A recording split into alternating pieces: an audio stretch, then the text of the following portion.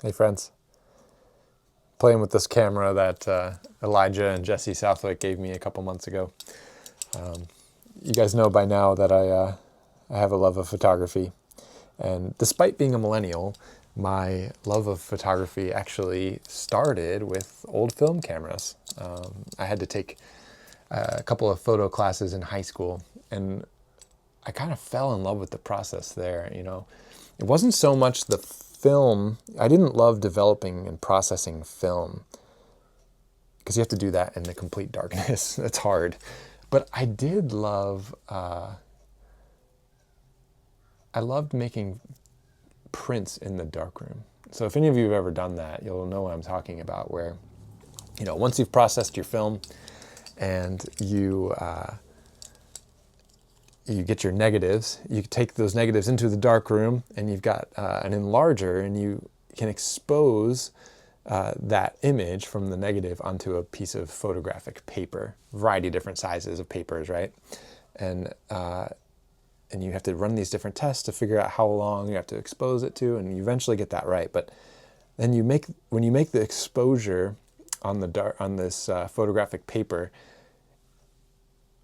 even after you've exposed the paper, it looks blank, even though there's an image there.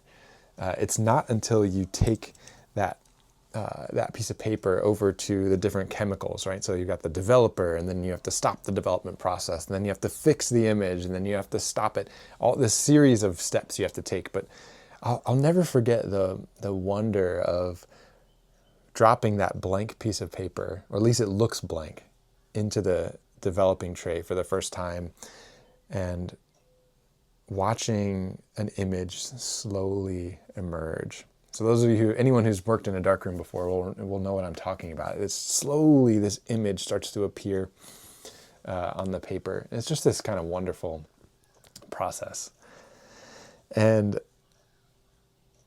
it's thinking about, playing with this camera this morning, and thinking about that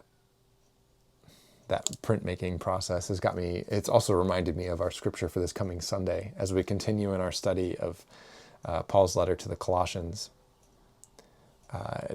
Beginning in chapter 1, verse 15, Paul says that Jesus is the image of the invisible God.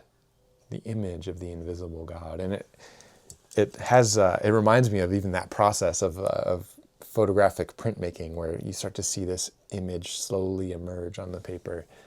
Thinking about what Paul says here, that Christ is like that. Like Christ's life and his teachings are like this image of an invisible God slowly becoming visible to the Colossians back then and to us today.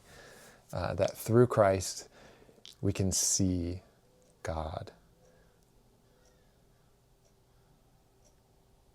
It's just a wonderful thing to sort of think about and chew on. So that's going to be our scripture this coming Sunday.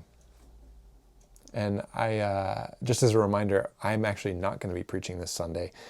So speaking of the Southwicks, Elijah is going to be preaching for us this Sunday, and I'm really looking forward to what he has to say. He's just got some really lovely insights into the letter of Colossians. He's had to study it he studied that letter for one of his classes, did some translating work on the letter. He's just got such a wonderful insight on this letter. And so I'm looking forward to what he brings for us this coming Sunday. And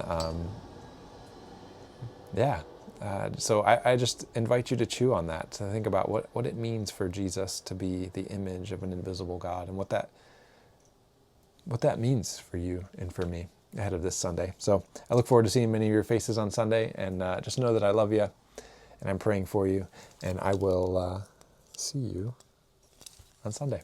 All right. Bye, friends.